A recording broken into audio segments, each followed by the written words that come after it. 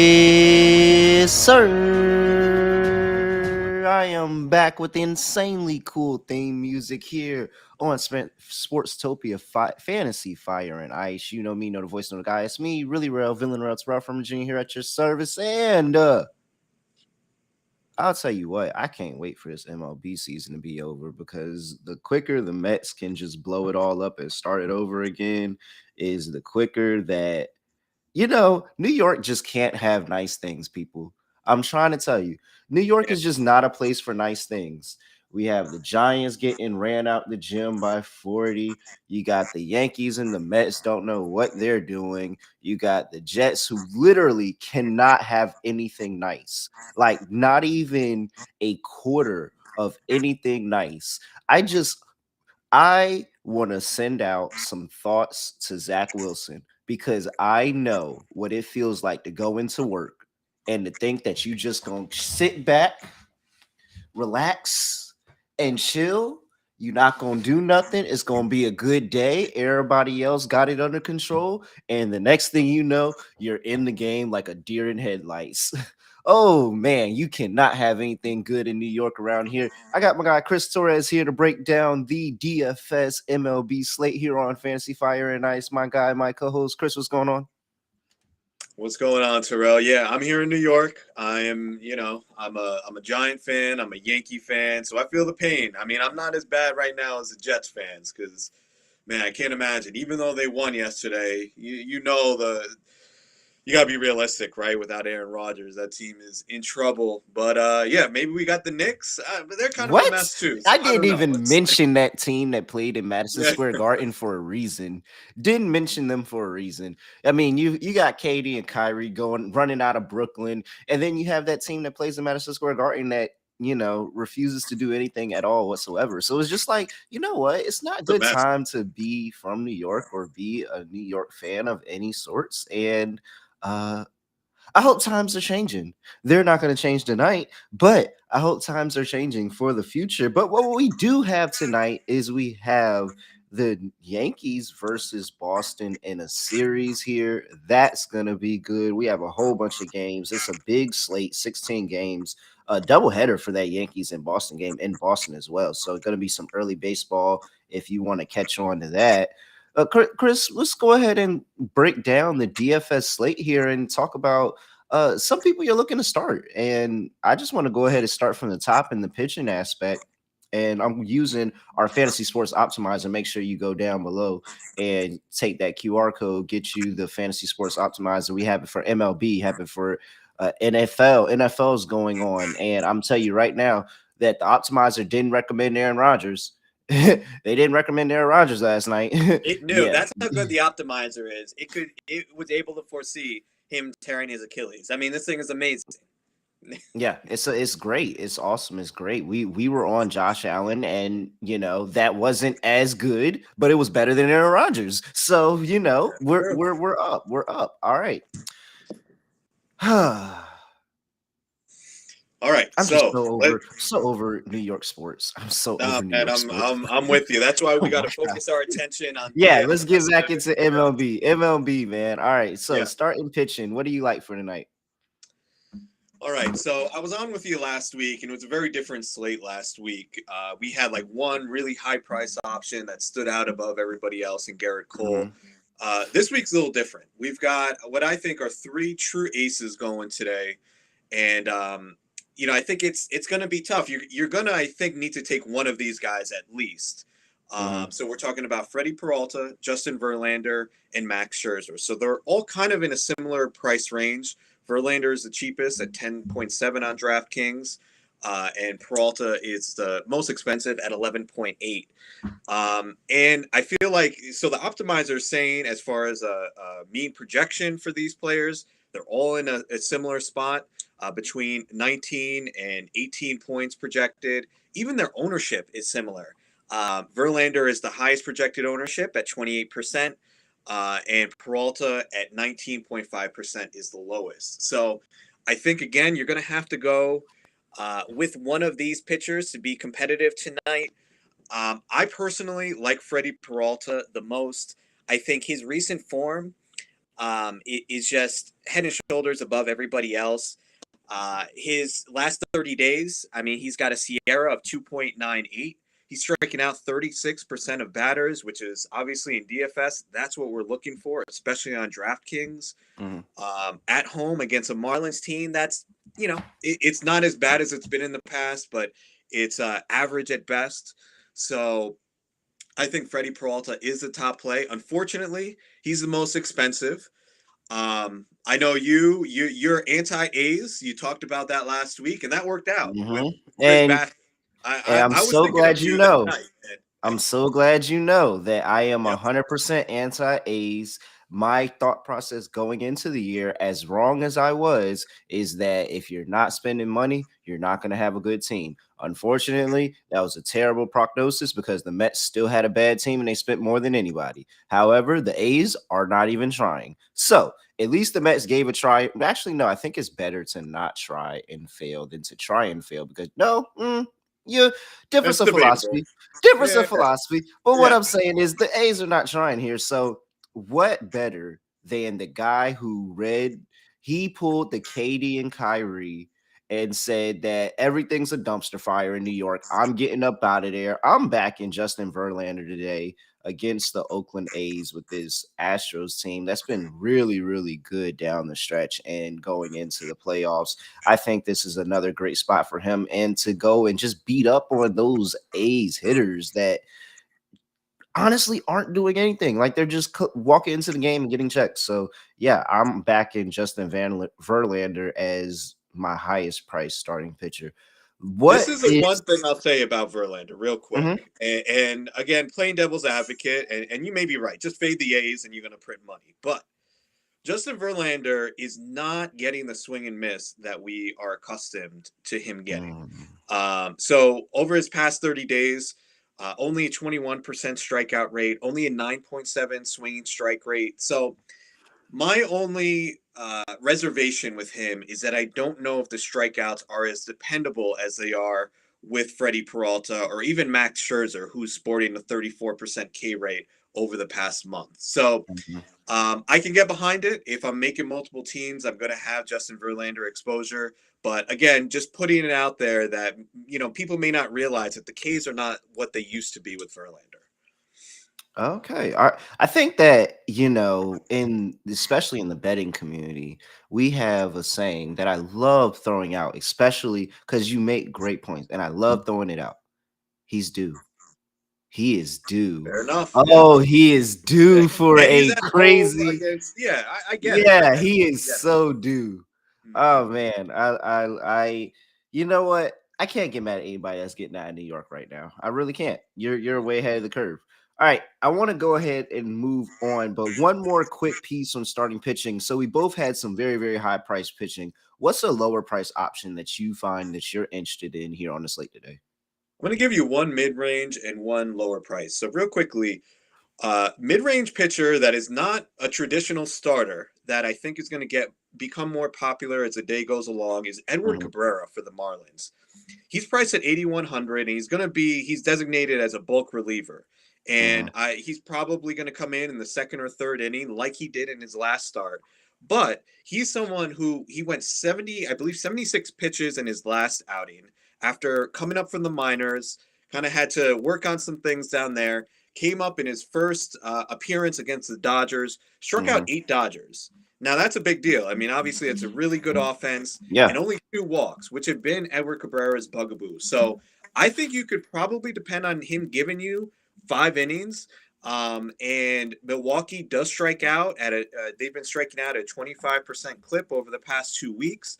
I think we could see some strikeouts, but he's a volatile option. I will say that. He's not a cash play. I don't think he's even a single Mhm, entry small field play. I think if you're in a tournament, in a larger field tournament, I think Cabrera makes sense because he could realistically go out. What if he gives you, 8 strikeout or, mhm. gives you the kind of performance he gave you last week? So I do like him at 8,100 on a slate that doesn't have many great mid-price options. And real quickly, not that I love this guy, but Cutter Crawford at home against the Yankees. He, I mean, listen, I'm a Yankee fan, but like I told you last week, I'm harder on them than anybody.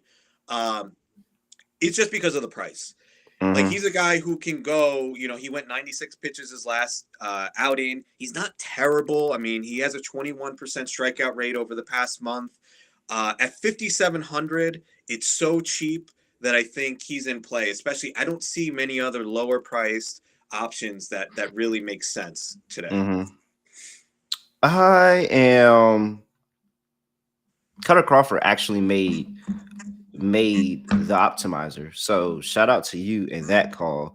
Cutter Crawford did make the optimizer on FTN Data's lineup that we pulled from their stuff and saying that he's a very good low price option.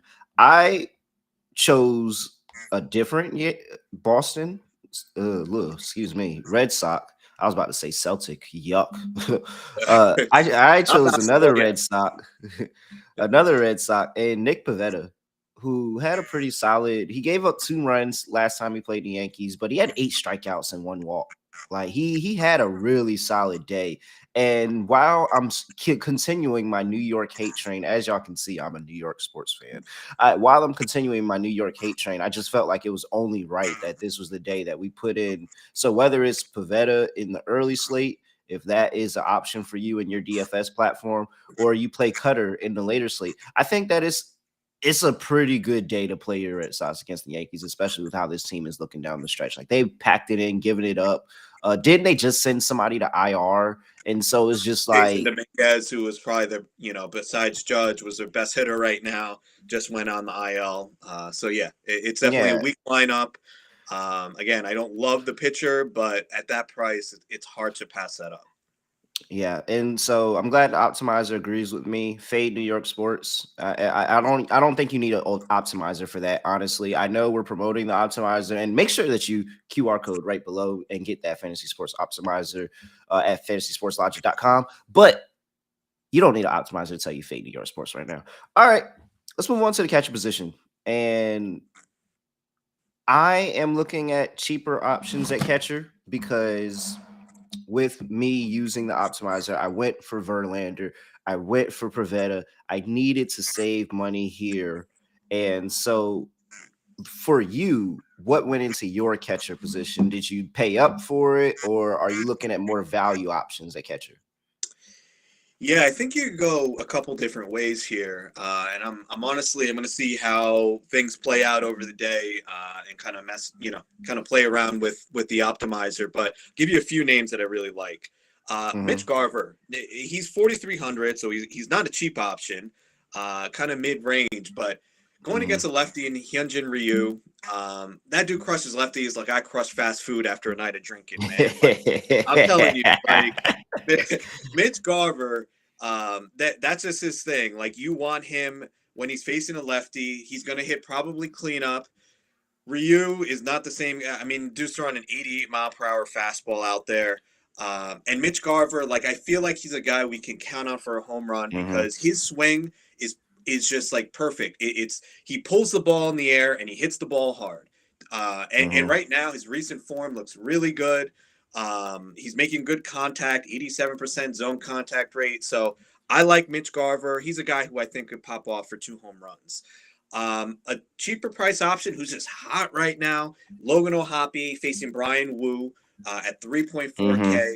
Guy's got 5 home runs over the past 2 weeks with only a 15% K rate. I mean, if you're going to ride the hot streak, I think he's definitely in play, and at a really, really good price. And the last thing, we're going to talk about Coors Field, but wait to see. Oh no, no, you ain't got to say it because that's my guy. No, I feel Well, like I I don't feel know if like you're we going the to say same this, way. though. Are you Okay, going Gomes or Amaya? Who are you going to say? I'm going Gomes. Okay, that's what I was going to say. Check the lineup because it depends. I think whoever is in the lineup out of those two options, I Yeah. think is obviously a good play. And one real quick like strategy thing, those guys are probably going to be more towards the bottom of the lineup. I think Mm-hmm. people are going to focus on stacking the top of the Cubs, and get in like Cody Mm-hmm. Bellinger and those Yep. guys. I think in these types of slates, I like to go and be a little contrarian and kind of stack that like 6 through 9. It gives you, or we'll talk about some other Mm-hmm. options in that game that are in the bottom of that lineup. But like I think it differentiates you. You go in at lower ownership, but you're still getting a piece of that really good context, right? Yeah, I mean, I love Gomes today. Yesterday, was it? Yeah, it was yesterday. 3 for 4, brought in a run. Well, no, he brought in 3 runs. He scored one on his own. Had a really good day for him. You look at him, he's batting 275 over the course of the season. You look at what he does against Flexen, who's been brutal. Very short, only 2 appearances, but he's got 2 hits and an RBI. Like, it just seems like an extremely cheap option. I'm so glad when I fired up the optimizer that I saw Gomes there, because he was a guy that I wrote on my paper that I said I want a piece of today, even if the optimizer isn't backing him. And the optimizer is backing him. And for, a pretty cheap salary, I think he's a really, really good option at catcher, especially if you paid up for a Verlander. Mm-hmm. All right, let's move on to first base. And what do you like here for first base? This is probably first base, second base. When we start getting to the infield, that's where I start ramp up. All right, I need the top guys. I need to make sure I got an absolute killer here. Is that the thought process you had with this slate? Well, we're talking killers. We're talking Pete Alonso, man. And Pete Alonso, he's priced up. He's 5.1K, but I honestly think that's a fair price for him against Ryan Nelson. Ryan Nelson stinks. He's not good against Mm-hmm, righties. He's not good against lefties. mm-hmm, He's going on the road against the Mets. Though I don't love the ballpark. I mean, it's Pete Alonso. He could hit it, anywhere. So I think again he's fairly priced, and I do like it's kind of a maybe under the radar. We'll see, but like I think the Mets stack is definitely in play, and obviously if you're doing that, he's going to be hitting fourth. You have to have Pete Alonso in there today, and just a cheaper price option that I think is going to be popular, and I believe the optimizer confirms that is Alex mm-hmm. Kirilloff at 2.8K. Probably going to be batting second at home against Zach Littell. He's just too cheap at that price. I think because he was injured, like the algorithm has not had enough time to price him up to where he should be. So definitely someone I'll have Mm-hmm. exposure to, and I think the twin stack. We'll talk about a few more of them, but I think they're absolutely in play today.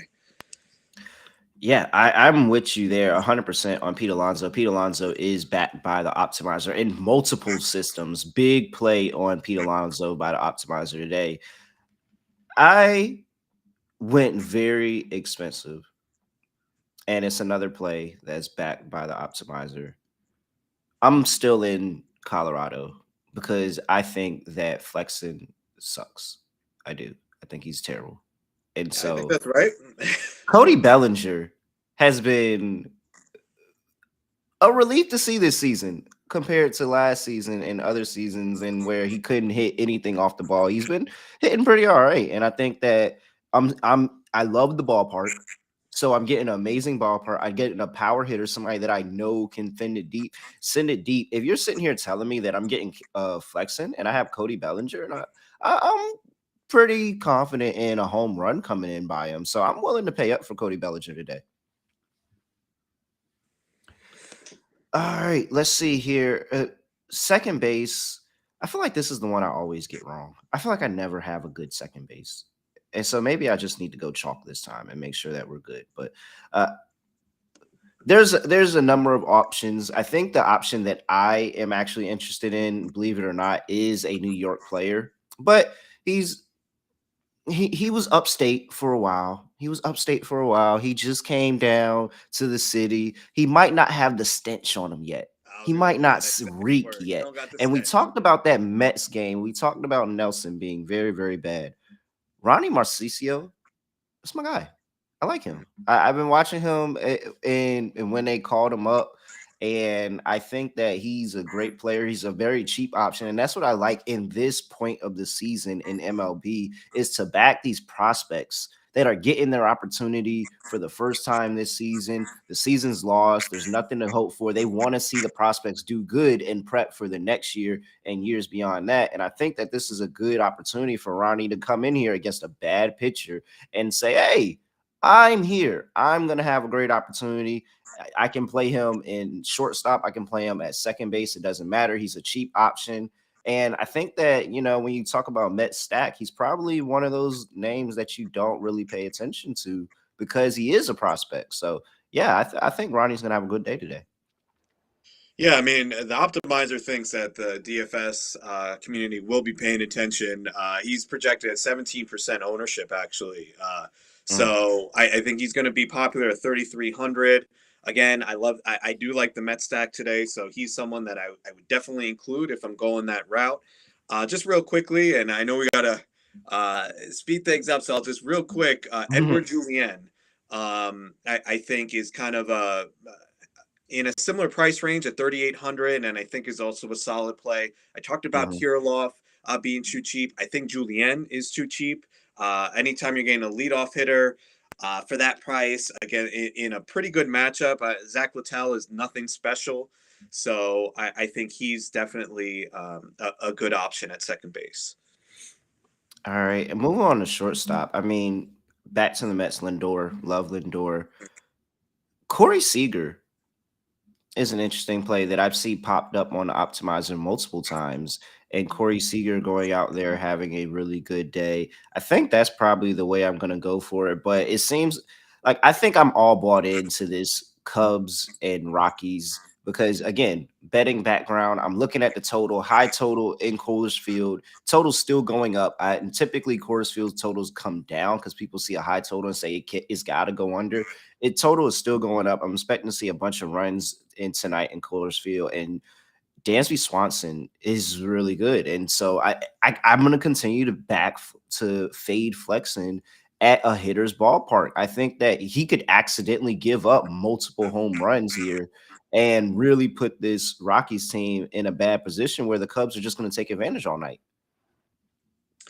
I'll actually go. I mean, I'm not against Swanson, but just to give another option that's a little cheaper, I'm looking at Ezekiel Tovar on the other side of that game. Batting Okay. second for the Rockies at 4,500, I think is a little too cheap, and you're going to get him at around 6% ownership, according to the optimizer. I like him, and don't be scared of Javier Assad. I know he has a 2.58 ERA in the season. The Man, underlying you're in skills Coors Field. right, but even aside from that, like the underlying skills point to major regression for him. He's given up a lot of hard contact, not striking guys Mhm. out. I think he's just been very lucky, a very low BABIP. So I think if the time is going to come for him to regress, why not Coors Field? So don't overlook Ezekiel Tovar today. And no, I like that aspect of having a bring back player. We do it in NFL DFS too. Of our stack, all right, we got a bring back player on the other side because it's going to be one person on that other side that's trying to keep the team in it. And so I definitely like that, and that's a very good cheap option as well. Let's get ready to close things out. But you have an outfielder. We got a few options that you can go with. Is there anybody that's really tickling your fancy today in the outfield? All right. Well, I just quickly want to give a couple third base options. Royce Lewis.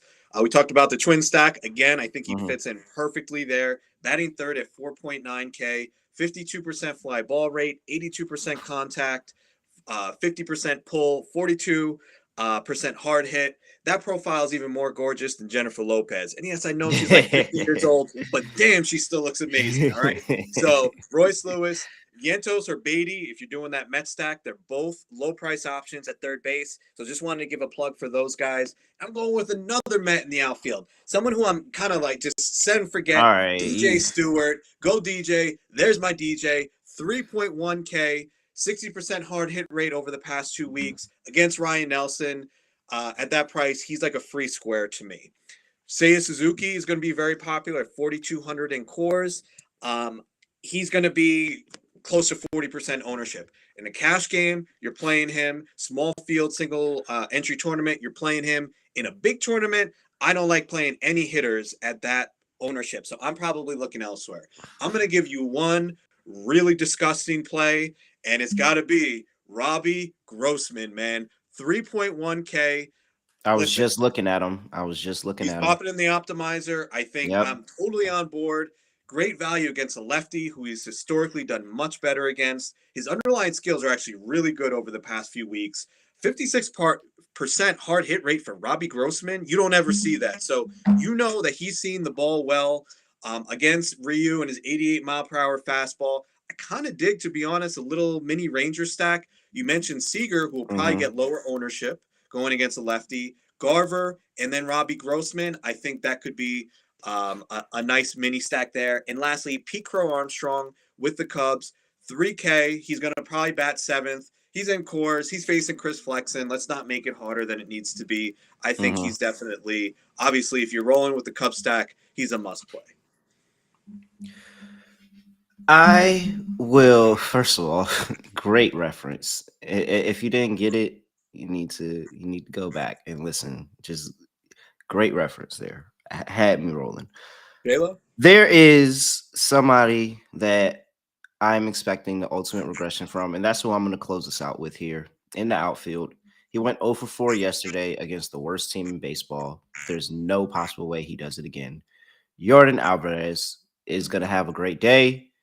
I don't have his home run prop in front of me, but sprinkle me on his home run prop because I'm telling you right now, if you go 0 for 4 against the worst team in baseball, then you are coming back and you are coming for blood. So I don't care what the price is. It looks like it's a medium-sized price. He has a decent-sized ownership. I understand it. This Astros teams. They're one of the best teams in baseball.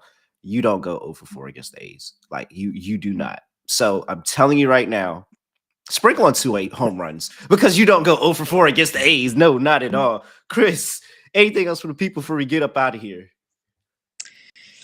No, man, that's it. I mean, again, take one of those high-priced pitchers. I think Cabrera and Crawford give you some price relief. And I think we broke down the positions pretty well. I think, again, that Met stack is a little bit sneaky. And, I'm loving that kind of bottom of the order Cub stack. So, yeah, this was good. Thank you so much. And hope everybody makes some money today. Yes, definitely. And look, people, make sure you get the Fantasy Sports Optimizer. That is going to help you for the rest of this MLB season. It's going to help you for the NFL season. We'll be here during NBA. You know, that is my time. I love the NBA. So we're going to have a lot of good NBA stuff. Go tap into fantasysportslogic.com at Sportstopia HQ, wherever on Twitter, on Instagram, on YouTube. Make sure you follow us, subscribe, like videos, all of that stuff over there. And make sure you just tap into us. He's at Torres Takes. I'm at really real __. And at this point, I still don't have a cool way of ending the show. I really don't know. I need like a cool little catchphrase. But unfortunately, I don't have one. So I'm just gonna end the show like this. We are out of here.